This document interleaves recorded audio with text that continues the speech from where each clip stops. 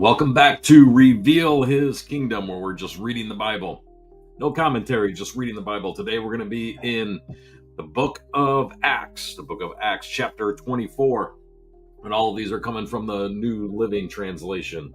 Book of Acts, chapter 24, New Living Translation. So let's go ahead and get started. So Paul appears before Felix. 5 days later, Ananias, the high priest, arrived with some of the Jewish elders and the lawyer, Tertullus, to present their case against Paul to the governor. When Paul was called in, Tertullus presented the charges against Paul in the following address to the governor. You have provided a long period of peace for us Jews, and with foresight have enacted reforms for us. For all of this, Your Excellency, we are very grateful to you, but I don't want to bore you, so please give me your attention for only a moment. We have found this man to be a troublemaker who is constantly stirring up riots among the Jews all over the world. He is a ringleader of the cult known as the Nazarenes. Furthermore, he was trying to desecrate the temple when we arrested him. You can find out the truth of our accusations by examining him yourself. Then the other Jews chimed in, declaring that everything Tertullus said was true. The governor then motioned for Paul to speak. Paul said, I know, sir, that you have been a judge of Jewish affairs for many years, so I gladly present my defense before you. You can quickly discover that I arrived in Jerusalem no more than 12 days ago to worship at the temple.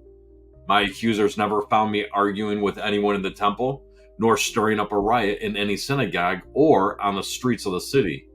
These men cannot prove the things that they accuse me of doing. But I admit that I follow the way, which they call a cult. I worship the God of our ancestors, and I firmly believe the Jewish law and everything written in the prophets. I have the same hope in God that these men have, that he will raise both the righteous and the unrighteous. Because of this, I always try to maintain a clear conscience before God and all people. After several years away, I returned to Jerusalem with money to aid my people and to offer sacrifices to God. My accusers saw me in the temple as I was completing a purification ceremony. There was no crowd around me and no rioting. But some Jews from the province of Asia were there, and they ought to be here to bring charges if they have anything against me. Ask these men here what crime the Jewish High Council found me guilty of, except for the one time I shouted, I am on trial before you today because I believe in the resurrection of the dead. At that point, Felix, who was quite familiar with the way, adjourned the hearing and said, Wait until Lysias, the garrison commander, arrives. Then I will decide the case.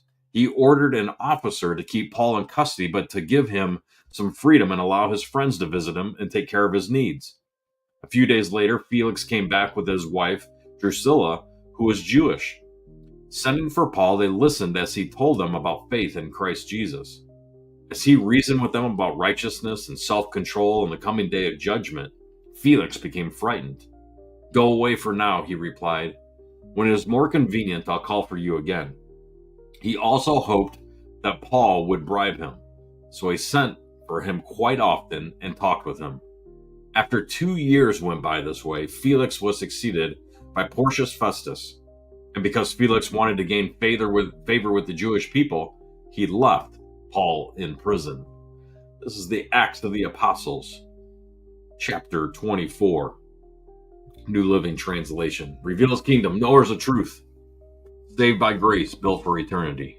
Jesus is King.